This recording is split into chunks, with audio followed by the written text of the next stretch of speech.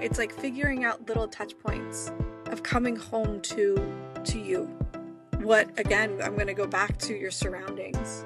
What brings you closer to yourself? Look at what you're eating. Look at what you're drinking. Look at how you dissociate. What causes you to dissociate?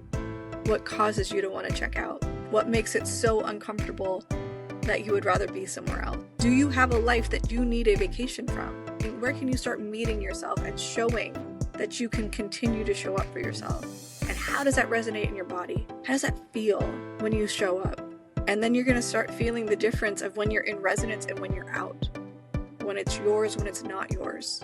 What are you willing to sacrifice?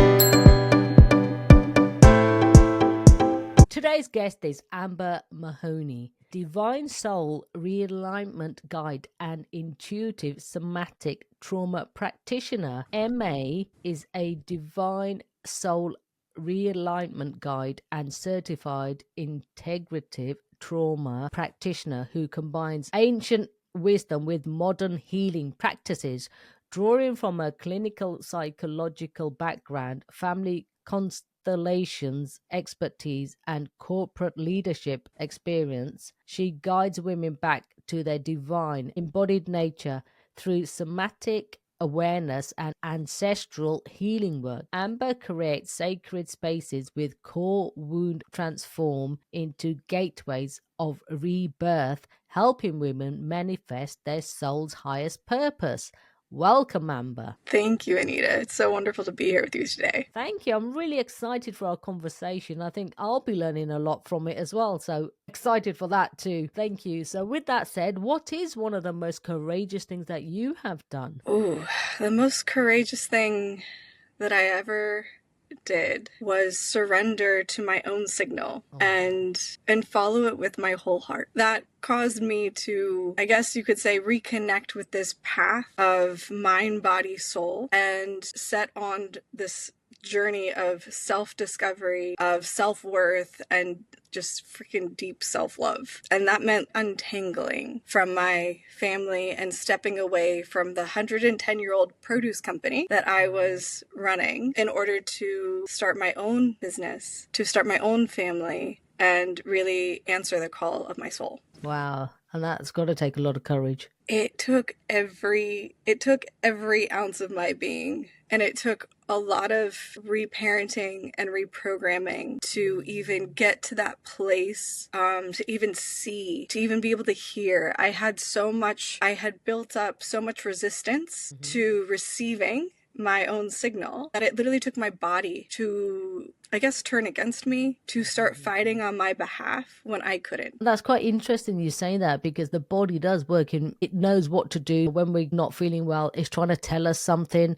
Only if we can listen. That's right. That's right. It's like, can we get out of our own way? Can we take this knowing and check it for this knowing? And this is a divine intelligence that I had wholeheartedly discredited. I had created such a disconnect. I had disavowed this knowing so fully. And based on just trying to survive, had become incredibly, incredibly strong-willed, very dependent on, figuring things out and creating, and that's, I guess, in a way how I created safety for myself. Yeah, trying just to control for all things, right? Is that what took you on a journey of doing the soul realignment work? Yeah, I would say that it was more of a beatdown than a gentle realignment, but I started, I guess, give you a little history of my family, of my relationship with my family, to put it into some context. And I think that this 110-year-old business really carried some serious weight. And what I started to learn was that there were 3 elements to breaking through into my own signal. And that first one is environmental and social, our learned ways of being, what's acceptable, what's not, what feels comfortable, what doesn't. And then that next one of familial, what's acceptable, what's not, how do you exist in this realm with these people. And then the third is your own nervous system. And so to to become realigned with your soul's purpose, it's breaking through those three layers, or what I consider the three major layers, and creating awareness in each space. And until it's, it was kind of a top-down process. It's, as above, so below, right? So my body was crying out, but I couldn't really tend to the body because there were so many blocks, traumas, inabilities to even slow down and recognize. So I had to start at the very top. How could I start to control or develop a relationship with the stimulus that was either creating disharmony, that was creating anxiety, that was creating depression, that was creating this environment for my body that it didn't really want to be in, but didn't know how to address. And then there was the family layer, which we can go into around this generational healing piece, that we have loyalties that exist for generations that are unspoken. Yes, absolutely. Right? That there is a way of being and belonging that our subconscious ascribes to for our own survival. But that same system is the same system that is supposed to, if we can wake up, is what projects us out into our greatest purpose and healing. So it's using that momentum, that energy, that same amount of energy that keeps the system going is the same amount of energy that will exit you from that system. But it takes, again, a lot of awareness and a lot of courage and a lot of commitment to really getting curious and being willing to upset people, getting comfortable speaking your truth. That was something that was talking about a family. One of the family traits was kind of not to rock the boat, and not in my perception. I can only speak from my perception. I think that my parents absolutely did the best they could with what they had. And it was incredible. Absolutely. And that's with most parents. Absolutely. Learned behaviors from their generation, what they're bringing from what their experience have been with their parents. Yes. And this is how this generational trauma gets passed down. I hold them with great reverence and great love when I speak of any of this. So my experience growing up was that I needed to create safety within the family, and I could do that by, in a way, self-sacrificing, in a way by making sure that everyone else was okay. And then if I wasn't okay, well, I could figure that out on my own. And I could sacrifice my truth for the peace, because the peace between the union felt a lot safer. And so that pattern continued throughout most of my teen years and into my 20s and even into my 30s. And I had ascribed to certain ways of being within the family that I had just taken on, maybe consciously, unconsciously, that I had been rewarded for. I had been rewarded for keeping the peace or fixing or helping or whatever it was, being the problem solver. So I really worked on honing those abilities, which were all outward facing. None of that was inward facing. In fact, it taught me to disregard my own feelings for others. I could handle it. I had it. It's okay. I'm tough. And my mental gymnastics, I could figure out a way to make it all happen. And I think that's a strength I probably got from my mom. Mm-hmm. And so I got tied into the business around when I was in college. My dad encouraged me to come down there. I went to USC, and the business was in downtown LA, very close proximity. And he encouraged me to come down and said, hey, I want you to kind of stay out of trouble during summer, so come work here.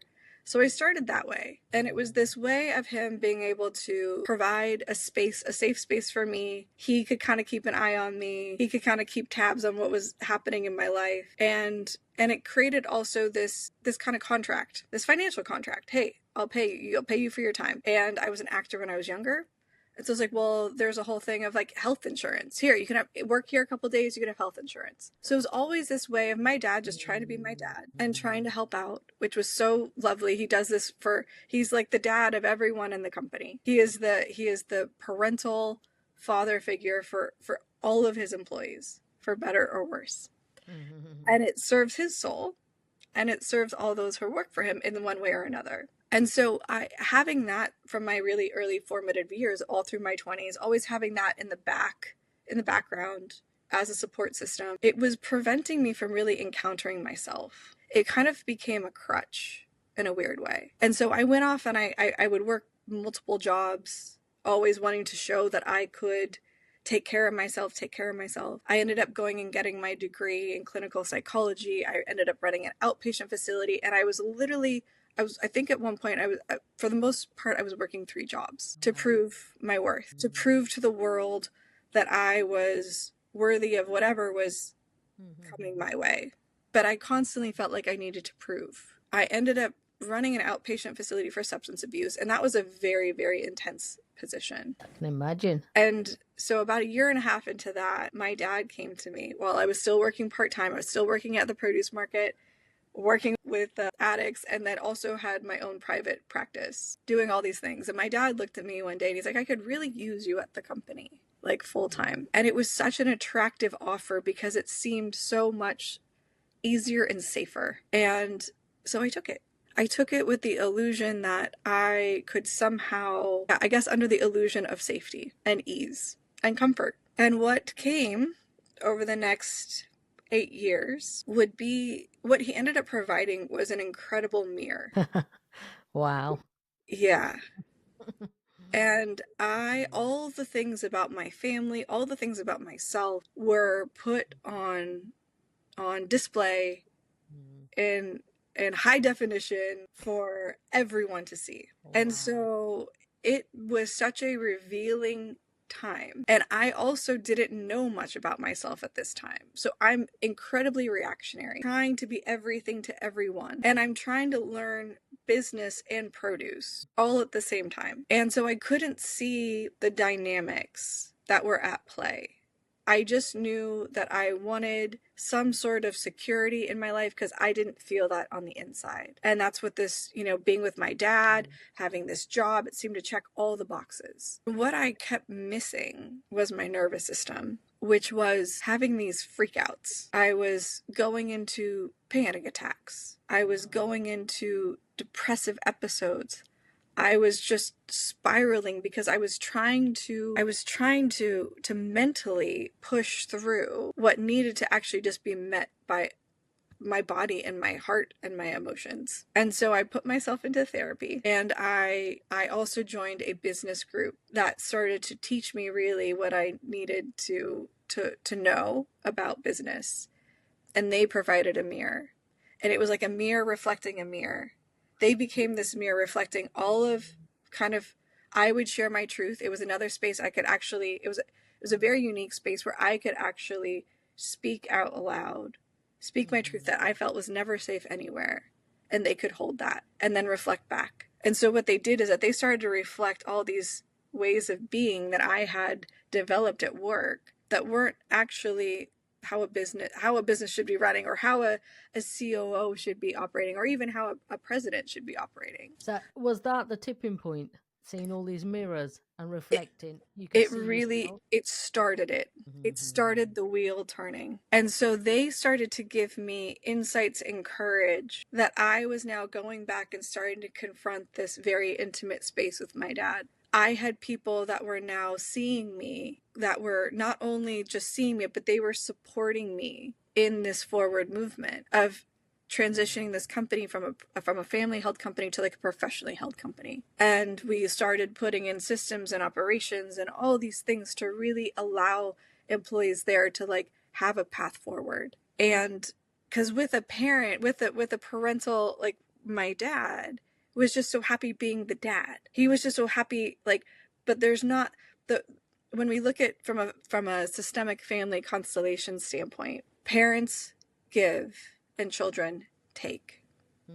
Children need to take life from their parents. A healthy dynamic between parent and child is that parents give, children take, and they move on. Absolutely. Right? That was not, because my dad didn't have that dynamic in his family. That was not his experience. He was doing everything he could to hold on and protect and take care.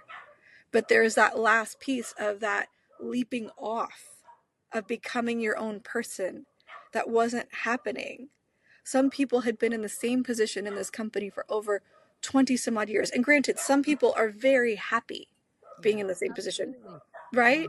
But you want to create the space for opportunity, right? If someone is wanting to better themselves. And so that's what I started to do in the external world for the employees, what I didn't realize is that I was in turn doing it for myself. And so what happened a couple years ago, where my body came to battle for me, where no one else could, my business group, my family, I wanted to have a baby. Yes. My husband and I had decided that we wanted to start our own family, and we were not able to get pregnant. And we didn't know why. We went to all the doctors, we did all the treatments, we threw everything at this that we could, except for the one thing that I couldn't face, which was the job, which was possibly that this job, that this dynamic, that this stress, that this whole situation was too much on my body. Absolutely. Yeah. And because it wasn't like the job would have been enough in itself, a challenge in itself, and it was. But then the family dynamic on top of it, of trying to solve my parents' problems and solve their future and solve for all of these things, making sure the family is safe, making sure the business is safe, and really being more what felt like the parent at times than my own parents. Yeah. And here I am now trying to move forward with my own family. Systemically, that doesn't work. I am entangled.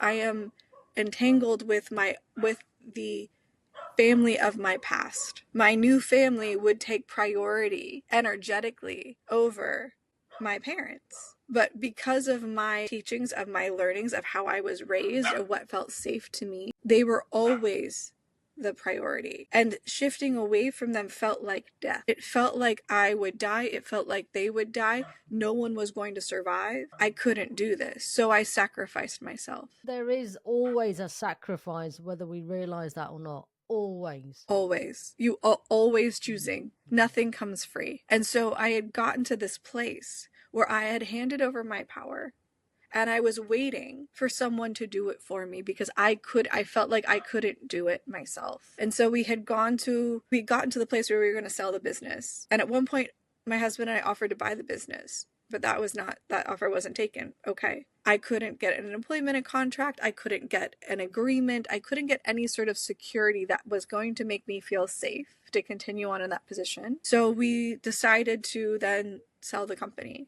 And so I just kept putting all of my body signals, all of my desires, all of everything, because I was too scared to answer that call and stand up and say, I don't think I can do this anymore. I was so scared of what it would mean to disappoint others that I had completely cut myself off and tried to deny it and push it away to where I was coming home every night to my husband and just crying, feeling completely helpless, completely powerless, and totally trapped. And there's so many people out there in the same position. We don't see that all we have to do is open that door. But what does it mean? How to even get to that door? And so I started this very, very deep, way deeper than like just talk therapy type of healing work. And some of it was plant medicine to help clear that channel. A lot of what really healed me was the family constellation work and getting things back in their right order. When I started to energetically feel myself as their child again, putting myself, what we would say, like, you're the big one, I'm the small one, and having responsibility like in its right place, giving it back to where it belonged, all of a sudden I could take up space. And the thing is, while I couldn't fight for myself, I would fight for this child. And my body kept telling me, this is what you need to do. This is what you need to do. It got so dire and nothing was working. And what all the doctors had been saying, hey, this stress is a lot and you need to pay attention. And this is possibly why this isn't working. And so what I couldn't do for myself, my body and this unborn child did for me. Where I couldn't love myself, where I couldn't see my own worth, where I didn't feel that my truth deserved to be spoken, I would do it for my future family. It took me down to meet all of these parts of myself and to take radical responsibility. There was no one keeping me there but me. And it was anchored back in that fear that I could never take care of myself. It was anchored back in that fear of, this is how I belong. This is how I prove my worth. This is how I know my place. And so when I started to open that channel, when I started to clear those traumas, when I started to come home to my body, that was the last step, was understanding the nervous system, was understanding that my traumas, that the traumas passed down, made it so that I was not comfortable going slow. I always needed to be 2 steps ahead.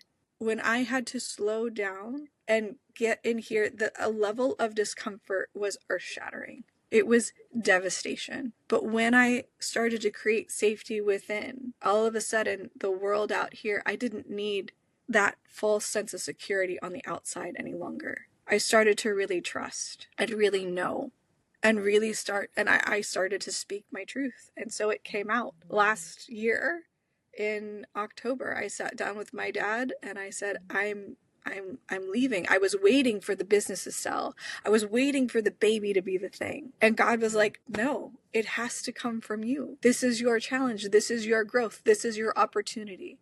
No one does it for you. No one can do this for you. And so I did. I left. And I believe I left the place better than how when I came. I'm very proud of the work I did. I love the people that I worked with, and I love the work I got to do and the deep, deep, deep learnings I got over my 8 years as a COO, but my 20 years there in some capacity. Wow. Yeah, it was a huge energetic cord that had to be cut in order to move forward. And answering that call was, yes, hands down, the most courageous thing I think I've ever done, and the greatest act of self-love that I've ever performed. Absolutely. And there's so many people probably listening to this where they can resonate to it and they have no idea where do they start. Yeah. It's difficult. I mean, at one stage, you don't want to let your family down. You don't want to let yourself down. How can one navigate this? Yeah, I think it begins with, like I said, there's the 3 layers. It might sound silly, but look at all the ways that we are distracting from our own signal. So food, the food we put in our body directly informs our ability to connect with ourselves. If we put good, clean food, we're going to get a good, clean channel. We will get good, clean feedback. When we put garbage food in, we get brain fog, we get lethargy, we get disease, we get sick. We are not in tune. So that's like society. What in society right now is poisoning you and what is feeding you? From music to entertainment, social media, becoming highly aware of where are you distracting into? Where do you go that leaves you feeling more full, and where is taking? So it's creating awareness in your environment to begin with. Like when I worked with addicts, 1% would recover going to rehab one time. Wow. 1%. The average addict, and this is 20 years ago, went through rehab an average, I think it was like 13 times. And one of the key reasons that people would relapse is because they go right back into the environments that created the problem to begin with. It's so obvious, but yet we redo it. We do, because it's what we know and it's comfortable. It's comfortable. So where are we escaping? I realized coffee for me, caffeine, oh, that was my favorite drug. When I stopped drinking coffee at work in my last year there, when I started getting more courage, and I would sit there and I was like, it was terrifying. I didn't want to be there. The caffeine had kept me 2 steps ahead, 2 steps ahead. Everything's great. Living for these next incoming moments that felt so amazing. But when I really sat in the present, it was a different story. So where are we ejecting from the present? Where is our external world pulling us and creating a fuzzy signal? So there's that layer to start. Observing. Just become an observer. The most important thing you can do is become curious. Absolutely. Right? Absolutely. That's where we start.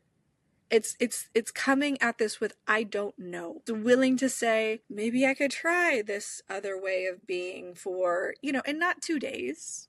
Give yourself really an opportunity to explore and know that it's going to be uncomfortable. Understand that change, you're disrupting your patterns. It's inherently uncomfortable. Growth is inherently uncomfortable. Healing is incredibly uncomfortable. And that's the thing. It's so important to heal, but Yeah, that's why I think people don't do it, because we don't. it's uncomfortable, it's painful. Yes. And we live in this society right now where, treat yourself, whatever is easiest, the lack of accountability, everything's okay, everything's permissible, or nothing's okay and nothing's permissible, right? It's like this pendulum has swung. Be accountable to yourself above all others. Take radical responsibility for your life. You start there.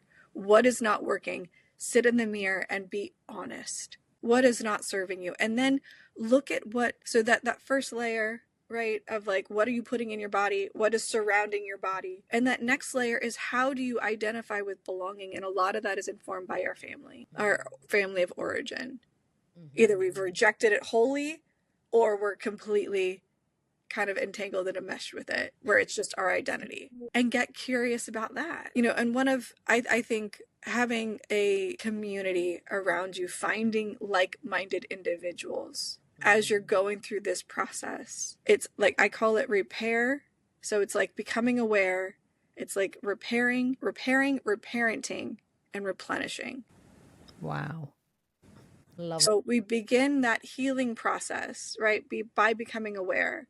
So we start to repair what's broken.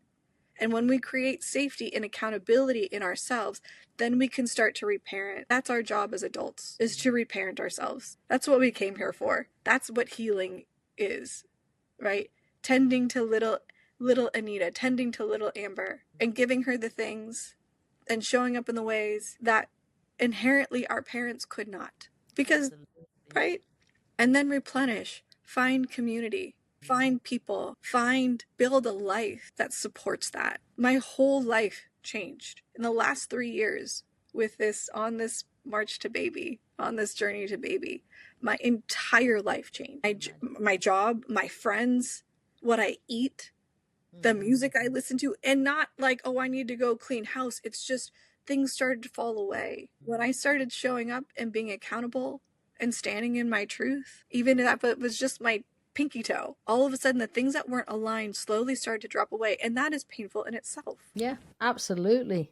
There is with each, the rebirthing process is celebration and also a mourning. It's also a death. And so it's being able to hold both of those, but knowing when you are in contact with your signal, there is nothing that compares to that. There's nothing, right? It reverberates throughout your whole body. This is what we call the knowing field in family constellation work. When you step into the field and you are representing another person's family member, there's things that just come through you that you don't understand. But for the client, for the person receiving, when the truth comes out, it reverberates through their entire soul. And so that's a tool, right, to start to get into contact with this frequency of truth. And truth is a light frequency. It is the frequency of creation. It is a frequency of healing. And so you don't necessarily need a whole family constellation to start tapping in and reverberating that frequency throughout your life. You can just start by every morning of, how can I be accountable to myself? And the third, like I said, is the nervous system. Is how can you get comfortable being in this body? What keeps you from being at home and feeling safe and secure and trusting this body? Because so many people don't. And that's why we have all these addictions, why we have everyone's looking outside of themselves. Yes. Absolutely. Yeah. We're not trained. We're actually encouraged to not pay attention to it. We're encouraged to outsource our power, our knowing, to others. And that starts at a really early age. And it's not, for whatever path we're on right now, this piece of coming home, of truly embodying, it's everything. It's everything. Absolutely. So explain a bit more about the family Constellation. Yeah, Yeah. And absolutely. what is that for people that are listening that don't know? Yeah, absolutely. So, family constellation therapy, to me, the way I define it is a soul level type healing. Mm-hmm. It is beyond just cognitive.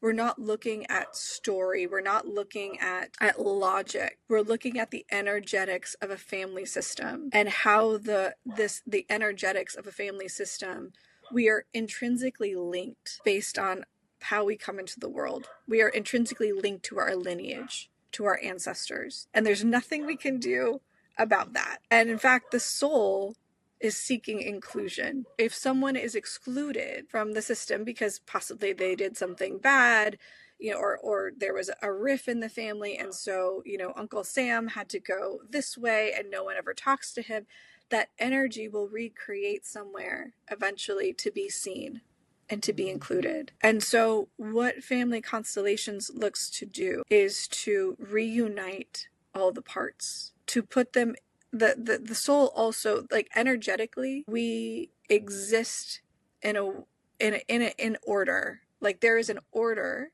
to our energies. There's a hierarchy in the family system, and there everyone has a place.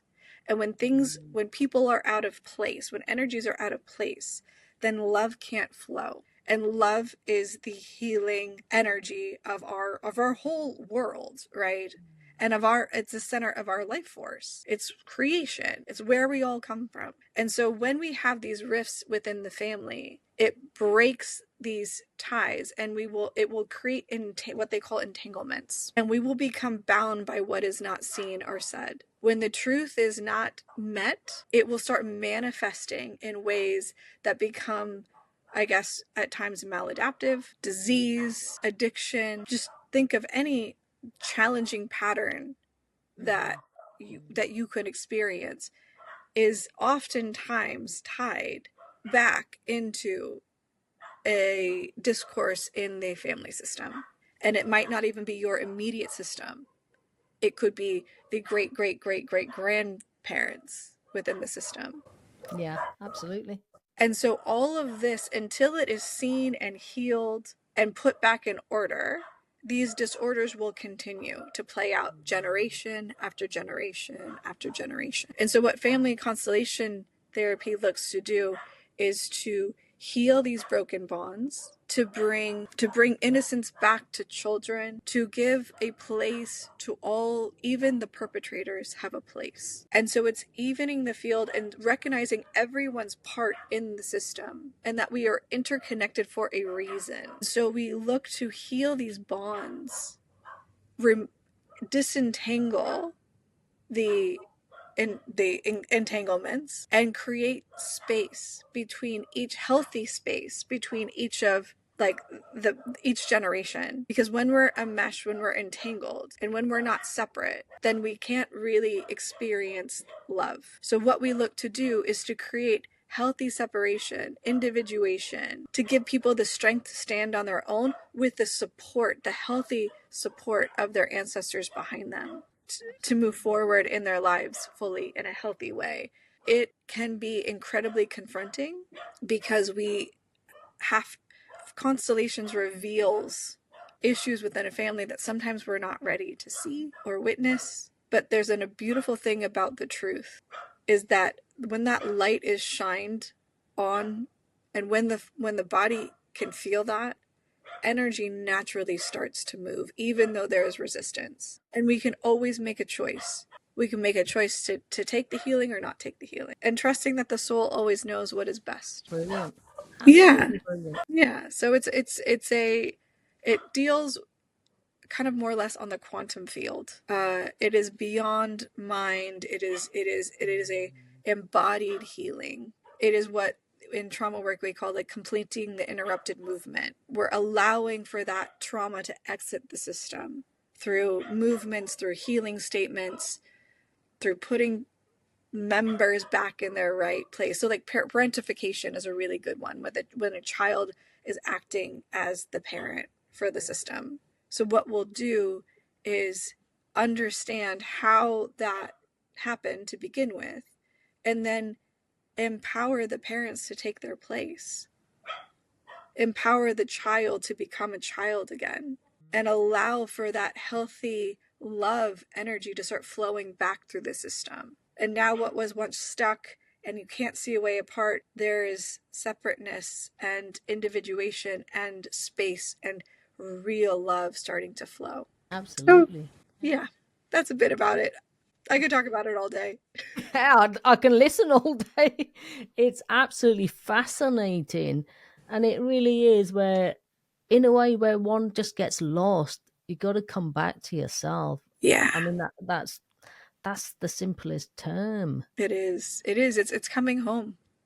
It's coming home. Mind, body, spirit, all together in the present. We can only affect change from right now. This embodied presence is where our power lies. With everything said, what would you say is one of the most important lessons you've learned so far? Honor your truth.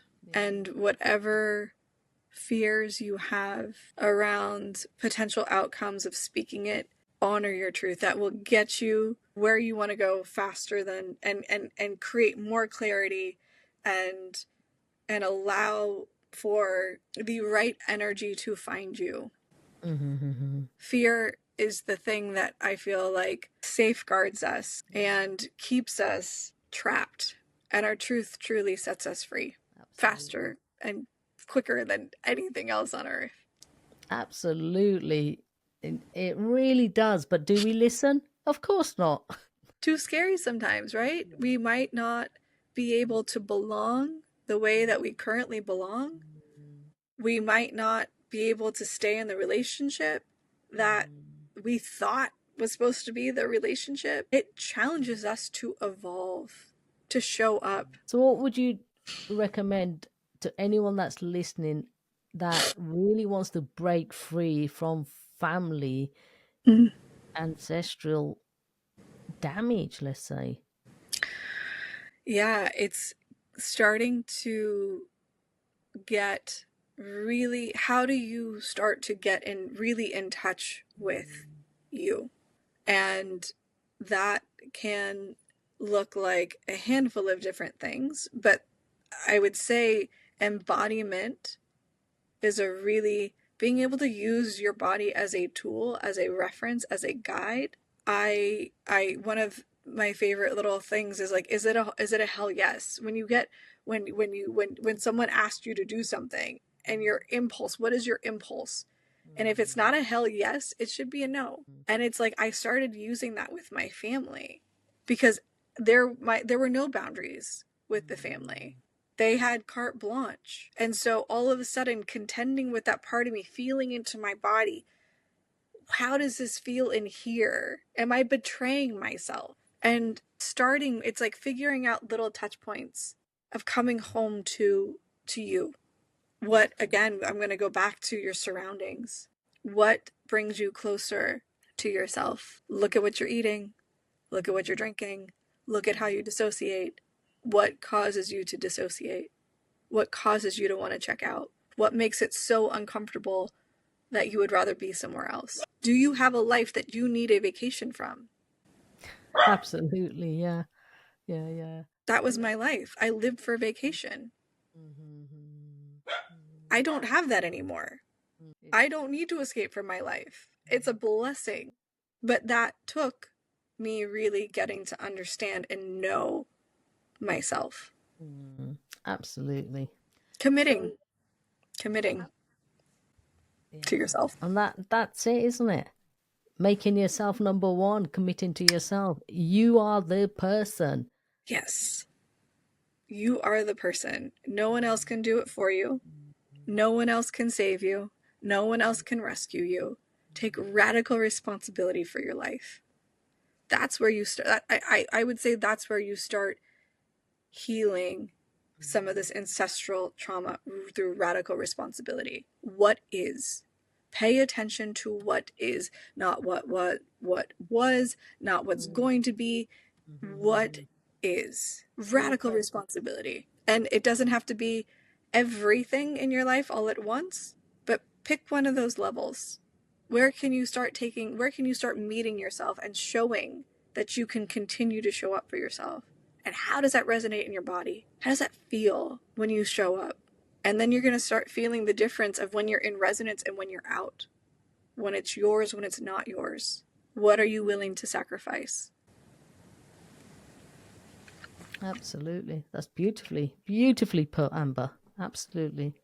So where can the listeners find you online? What's your website? Absolutely. So our website is called Divinus Lux, and it's DIVINUS,